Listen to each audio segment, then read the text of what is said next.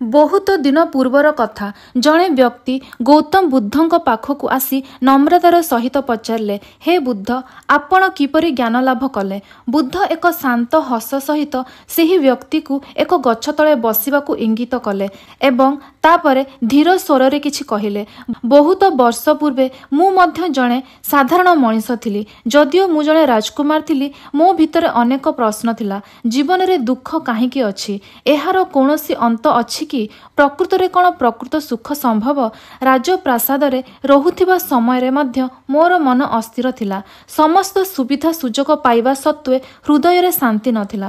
ଗୋଟିଏ ରାତିରେ ମୁଁ ସତ୍ୟ ଖୋଜିବା ପାଇଁ ସବୁ କିଛି ଛାଡ଼ିବାକୁ ନିଷ୍ପତ୍ତି ନେଇଥିଲି। ମୁଁ ରାଜ୍ୟ, ପରିବାର, ଧନ ସବୁ କିଛି ଛାଡ଼ି ଜଙ୍ଗଲକୁ ଗଲି। ମୁଁ ବର୍ଷ ବର୍ଷ ଧରି ଆଶ୍ରମରେ ବୁଲିଥିଲି, ଋଷି ଏବଂ ସନ୍ଥମାନଙ୍କଠାରୁ ଜ୍ଞାନ ପାଇଲି, କଠୋର ତପସ୍ୟା କଲି, କିନ୍ତୁ ଅନ୍ତରର ଶାନ୍ତି ମୋଠାରୁ ବହୁତ ଦୂରରେ ଥିଲା।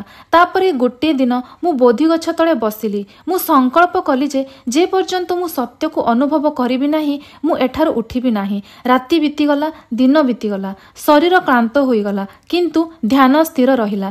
ତାପରେ ଗୋଟିଏ ରାତିରେ ଭିତରେ ଏକ ଆଶ୍ଚର୍ଯ୍ୟଜନକ ଆଲୋକ ପ୍ରକାଶ ପାଇଲା। ସେହି ମୁହୂର୍ତ୍ତରେ ମୁଁ ଅନୁଭବ କଲି ଯେ ସଂସାରର ଦୁଃଖର ମୂଳ କାରଣ ହେଉଛି ଇଚ୍ଛା, କାମନାର ଅଗ୍ନି। ଯେଉଁଠାରେ କାମନା ଅଛି ସେଠାରେ ଦୁଃଖ ଅଛି, ଯେଉଁଠାରେ କାମନାର କ୍ଷୟ ଅଛି ସେଠାରେ ମୁକ୍ତି ଅଛି। ସେହି ମୁହୂର୍ତ୍ତ ମୋର ଆଖି ଖୋଲିଦେଲା ଏବଂ ସେଠାରୁ ମୋର ପୁନର୍ଜନ୍ମ ହେଲା। ଗୌତମରୁ ବୁଦ୍ଧ ପର୍ଯ୍ୟନ୍ତ ଯାତ୍ରା।